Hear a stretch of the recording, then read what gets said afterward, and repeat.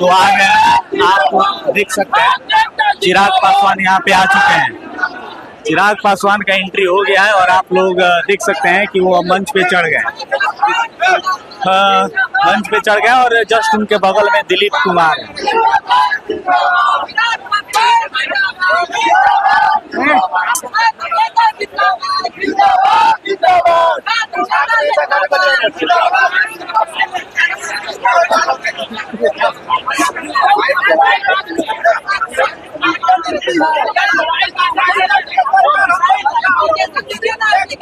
मतलब इतना गैदरिंग हो गया है कि उनका फुटेज लेना मुश्किल हो रहा है और वो क्या बोलेंगे इसका कुछ पता नहीं है।